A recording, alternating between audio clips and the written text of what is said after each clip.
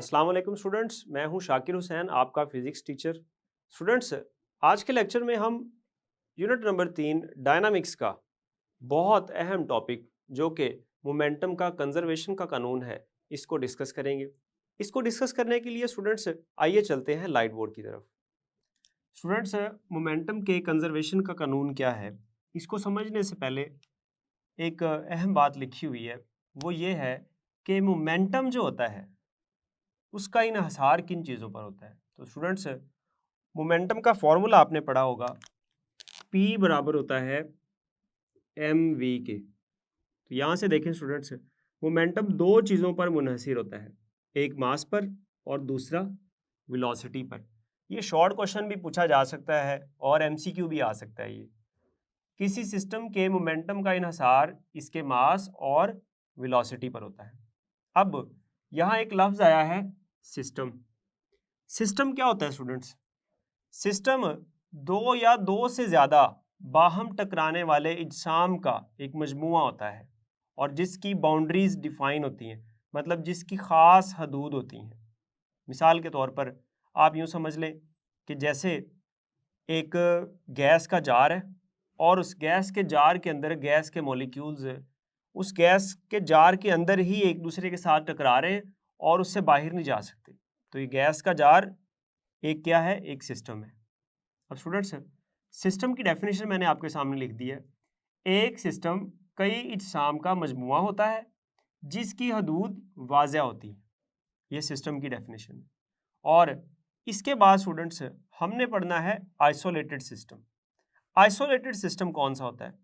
Isolated system बाहम टकराने वाले इज्साम का ऐसा सिस्टम होता है जिस पर कोई बैरूनी फोर्स अमल नहीं करती। जैसे मैंने अभी कुछ देर पहले आपको एक गैस के जार की मिसाल दी, जिसके अंदर मैंने कहा था कि गैस के मॉलिक्यूल्स एक दूसरे से तो टकरा रहे हैं, लेकिन बाहर से कोई चीज़ आकर उनसे नहीं टकराती, बाहर से कोई फोर्स उन पर नहीं लग रही। तो ये जो गैस जार का एक सिस्टम है, ये क्या है? ये आइसोलेटेड सिस्टम है स्टूडेंट। तो आइसोलेटेड सिस्टम क्या होता है? एक आइसोलेटेड सिस्टम बाहम टकराने वाले ऐसे इज्साम का मजमुआ होता है जिन पर कोई बैरूनी फोर्स अमल ना कर रही हो। तो इसको हम कहते हैं आइसोलेटेड सिस्टम। अब स्टूडेंट्स, अब हम इस काबिल हो गए हैं कि हम मोमेंटम के कंजर्वेशन के कानून की तारीफ कर सकें। तो इसकी तारीफ मैंने यहाँ नीचे लिखी है कि आपस में टकराने वाले दो या दो से ज़्यादा इज्साम पर मुश्तमिल आइसोलेटेड सिस्टम का मोमेंटम हमेशा कांस्टेंट रहता है। यानी कि दो या दो से ज़्यादा इज्साम जो है, लेकिन वो आइसोलेटेड सिस्टम बना रहे हैं एक, अगर वो आपस में टकराते हैं तो टकराने से पहले उनका मोमेंटम और टकराने के बाद उनका मोमेंटम क्या रहता है स्टूडेंट्स? हमेशा कांस्टेंट रहता है। तो यही बात यहाँ लिखी हुई है कि आइसोलेटेड सिस्टम का मोमेंटम हमेशा कांस्टेंट रहता है। मिसाल के तौर पर मैंने आपके सामने एक मिसाल लिखी है जिसमें एक गुब्बारे की मिसाल है स्टूडेंट्स। गुब्बारे में आप हवा भरें और हवा भरने के बाद उसको आप आज़ाद करें। जैसे ही आप आज़ाद करते हैं तो आप देखते हैं कि हवा एक तरफ निकल रही होती है और गुब्बारा जो है उस हवा की मुखालिफ सिमत में हरकत कर रहा होता है। अब ऐसा क्यों होता है स्टूडेंट्स?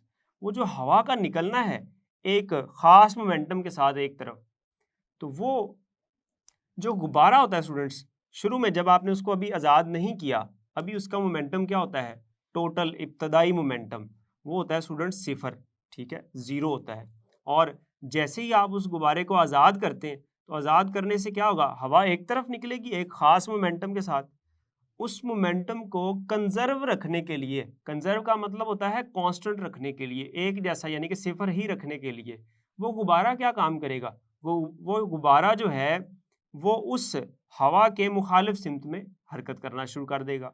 तो इस तरह से जो कुल मोमेंटम है वो क्या रहेगा? वो सिफर ही रहेगा। तो यहाँ मैंने मिसाल लिखी है, इसको पढ़ते हैं ज़रा। गुब्बारा और इसमें भरी हुई हवा एक सिस्टम बनाते हैं। गुब्बारे को छोड़ने से कबल ये सिस्टम रेस्ट में था। आपने अभी गुब्बारे को नहीं छोड़ा तो ये किस में है? रेस्ट में है। इसलिए इसका इब्तदाई मोमेंटम सिफर था। जैसे ही गुब्बारे को छोड़ा गया, इसमें खारिज होने वाली हवा अपनी वेलोसिटी के बायस मोमेंटम हासिल कर लेती। चूँकि हवा का मास भी तो होता है ना कोई, और जब वो वेलोसिटी से निकलती है तो मास और वेलोसिटी का हासिल ज़रब क्या होता है स्टूडेंट्स? मोमेंटम। तो वो हवा एक मोमेंटम हासिल कर लेती है। मोमेंटम की इब्तदाई कीमत क्या थी स्टूडेंट्स? 0 थी। ये देख सकते हैं आप, इब्तदाई मोमेंटम क्या था? 0। तो मोमेंटम की इब्तदाई कीमत बरकरार रखने के लिए गुब्बारा बाहर निकलने वाली हवा की मुखालिफ सिमत में हरकत करता है। तो ये students law of conservation of momentum यानी कि मोमेंटम के कंजर्वेशन के कानून की एक मिसाल है। अब हम देखते हैं कि मोमेंटम के कंजर्वेशन के कानून की हिसाबी शक्ल क्या होगी। इसको अगर हम हिसाबी शक्ल में लिखना चाहें तो वो कैसे हम लिख सकते हैं? तो उसमें लिखने के लिए स्टूडेंट्स हम एक मिसाल लेते हैं। आप 2 गेंदें फर्ज कर लें, ये एक गेंद है और एक और गेंद कंसीडर कर लें आप। इस गेंद का मास है m1, इसका मास है m2। स्टूडेंट्स ये जो गेंद m1 है इसकी जो वेलोसिटी है वो है u1, ये फर्ज कर रहे हैं हम, और जो मास m2 है इसकी वेलोसिटी है u2। और ये स्टूडेंट्स दोनों एक ही सिमत में हरकत कर रहे हैं, एक ही लाइन में और एक ही सिमत में, एक सीधी लाइन में जा रहे हैं। ये m1 जो है इसकी वेलोसिटी जो u1 है, याद रहे ये ज़्यादा है किससे? m2 की वेलोसिटी u2 से।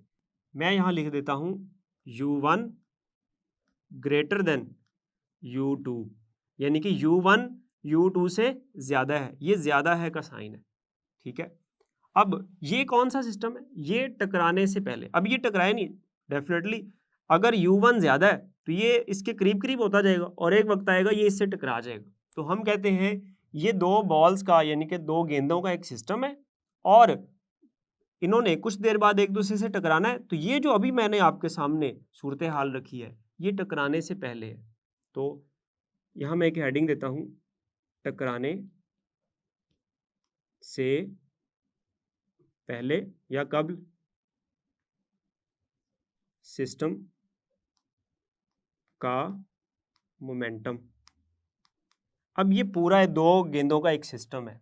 स्टूडेंट्स पहले तो ज़रा ये देखें, ये जो मास m1 है इसका मोमेंटम क्या होगा? मोमेंटम का फॉर्मूला क्या होता है? mv, मास और वेलोसिटी। अब यहाँ वेलोसिटी v नहीं है, यहाँ वेलोसिटी क्या है? u1 है। तो इसका मोमेंटम क्या आ जाएगा स्टूडेंट्स? इसका मोमेंटम आ जाएगा m1 u1 और इसका मोमेंटम क्या होगा स्टूडेंट्स? m2 u2। मैं यहाँ लिख देता हूँ m2 u2। अगर मैं ये लिखना चाहूँ कि टकराने से कब्ल सिस्टम का कुल इब्तदाई मोमेंटम, ठीक है, तो इसको मैं लिखता हूँ टकराने से कब्ल सिस्टम का कुल इब्तदाई मोमेंटम। तो स्टूडेंट्स वो क्या होगा? वो होगा इस मोमेंटम और इस मोमेंटम का मजमुआ। तो मैं यहाँ लिख देता हूँ m1 u1 जमा m2 u2। अब ये स्टूडेंट्स ये सिस्टम क्या करेगा? कुछ देर बाद एक दूसरे के साथ इंटरेक्ट करेगा। ये m1 मास m2 मास के साथ टकराएगा। तो टकराने के बाद सिस्टम क्या होगा वो भी देखते हैं। मैं यहाँ लिखता हूँ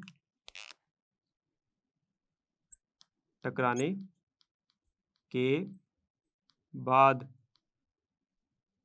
सिस्टम का मोमेंटम।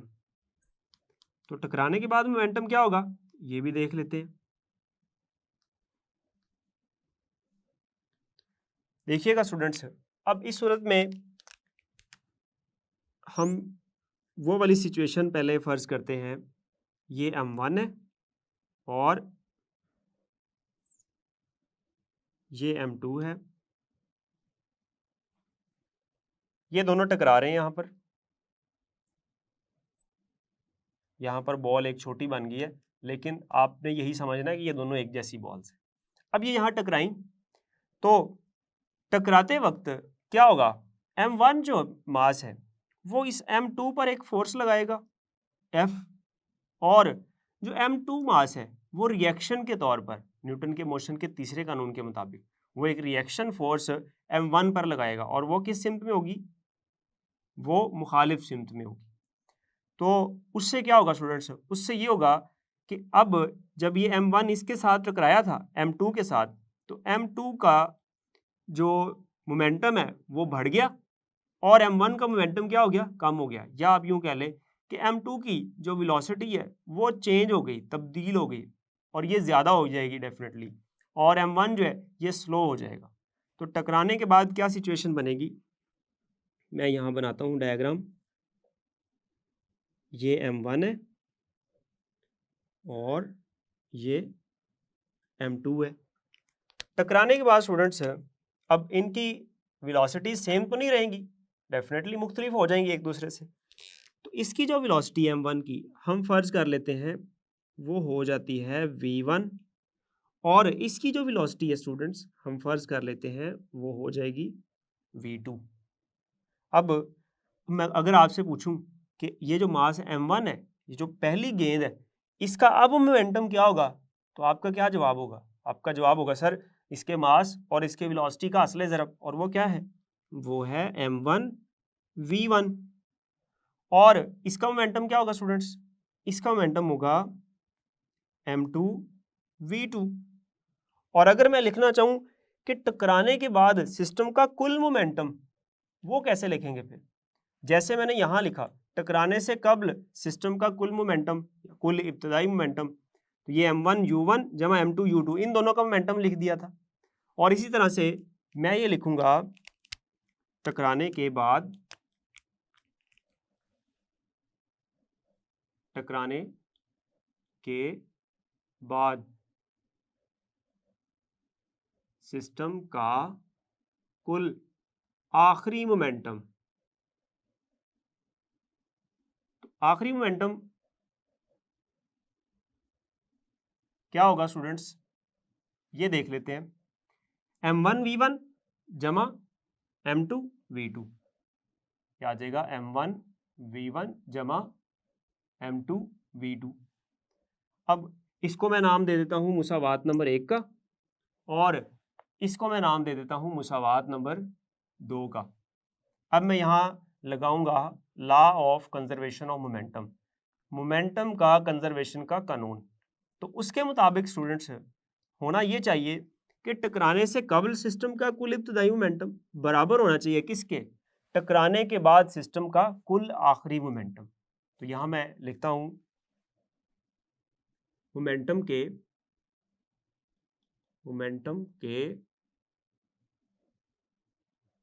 कंजर्वेशन के कानून के मुताबिक वो क्या होगा, उसके मुताबिक स्टूडेंट्स ये होगा कि टकराने से कबल, टकराने से कबल सिस्टम का कुल इब्तदाई मोमेंटम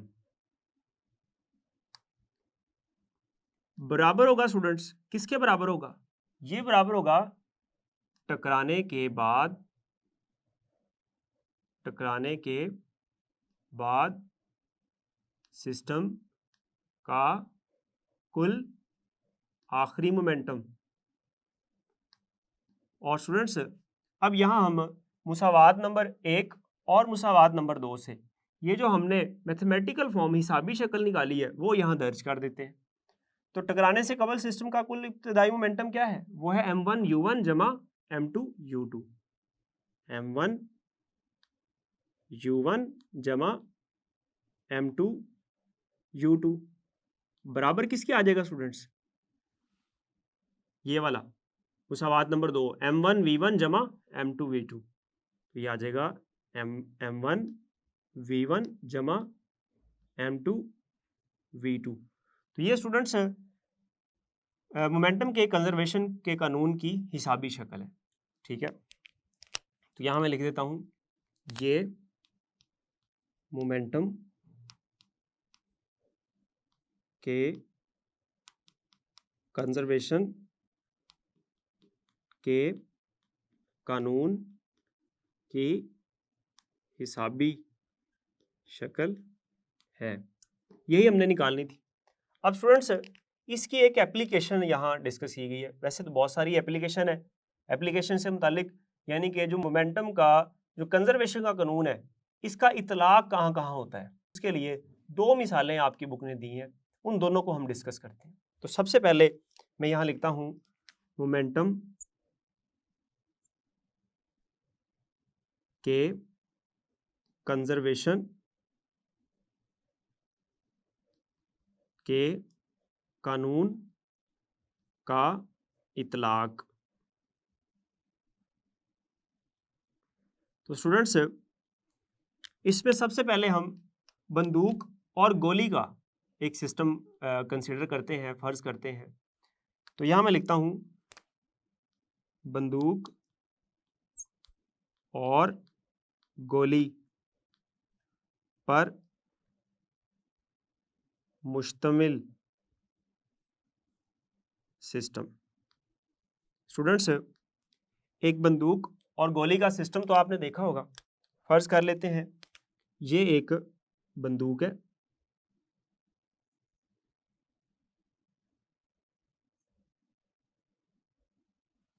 और इस बंदूक में स्टूडेंट्स एक गोली है।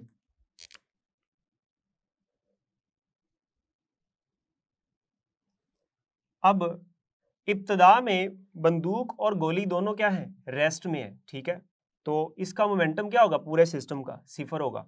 मैं फर्ज कर लेता हूं कि ये जो यहाँ गोली है स्टूडेंट्स इसका मास है m और जो बंदूक है इसका मास है कैपिटल M। ये वो इसका सिस्टम इसको फायर करने से पहले यानी कि बंदूक चलाने से पहले क्या होगा स्टूडेंट्स, सिफर होगा, क्योंकि गोली भी रेस्ट में है और बंदूक भी रेस्ट में है। तो मैं यहां लिख सकता हूं बंदूक चलाने से कब्ल सिस्टम का इब्तदाई मोमेंटम, तो वो क्या होगा स्टूडेंट्स, वो होगा 0, सिफर होगा, ठीक है। अब जैसे ही इस बंदूक को फायर किया जाता है, गोली को चलाया जाता है स्टूडेंट्स, तो फिर क्या होगा, फिर ये होगा कि ये जो गोली है ये एक स्पीड के साथ निकलेगी स्टूडेंट्स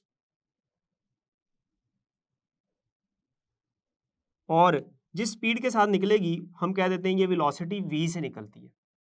और जैसे ही ये गोली जो है ये आगे की तरफ एक वेलोसिटी v से निकलेगी तो मोमेंटम को कंजर्व रखने के लिए यानी कि मोमेंटम को जितना पहले था शुरू में था जो कि 0 था उतना ही रखने के लिए बंदूक जो है वो पीछे की तरफ झटका खाएगी, रिकॉइल करेगी।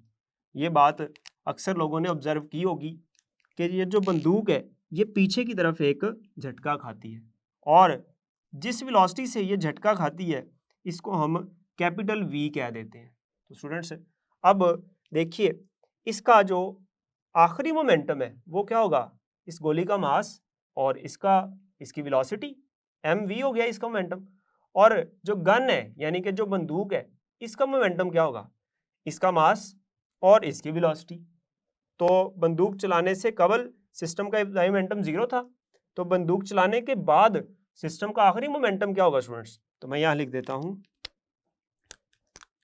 बंदूक चलाने के बाद सिस्टम का आखिरी मोमेंटम वो क्या स्टूडेंट्स, वो होगा कैपिटल mv जमा स्मॉल mv, ठीक है। अब यहां अगर हम कंजर्वेशन का कानून अप्लाई करें मोमेंटम का तो वो क्या होगा, ये दोनों बराबर आ जाएंगे। मुसावात नंबर 1 कह देता हूं इसको और इसको मुसावात नंबर 2 कह देता हूं। अब इन दोनों को बराबर रखेंगे तो ये क्या हो जाएगा, ये कंजर्वेशन का कानून हो जाएगा। तो मोमेंटम के कंजर्वेशन के कानून के मुताबिक मोमेंटम के कंजर्वेशन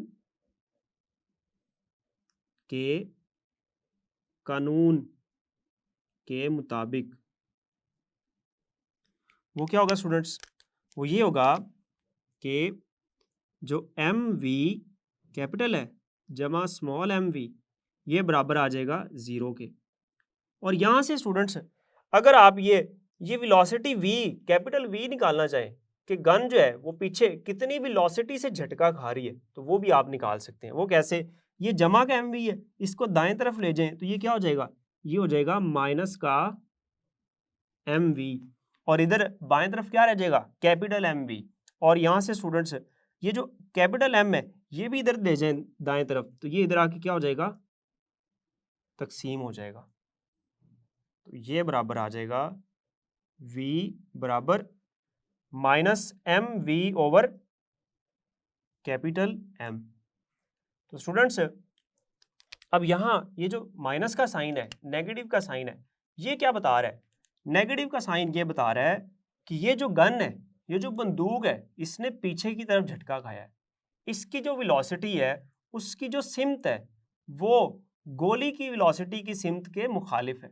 अगर गोली आगे की तरफ गई है तो बंदूक किधर गई है, पीछे की तरफ। क्योंकि स्टूडेंट्स बंदूक का मास बहुत ज़्यादा होता है उस गोली के मुकाबले में, तो इसलिए वो इतनी ज़्यादा तेज़ी से पीछे झटका नहीं खाती जितनी तेज़ी से गोली जाती है। तो ये स्टूडेंट्स आपको इससे रिलेटेड जो है एमसीक्यू भी पूछा जा सकता है और एक न्यूमेरिकल भी पूछा जा सकता है स्टूडेंट्स। अब ये एक था मोमेंटम के कंजर्वेशन के कानून का इतलाक, और इसके अलावा जो रॉकेट या जेट इंजन होते हैं स्टूडेंट्स वो भी इसी असूल पर काम करते हैं।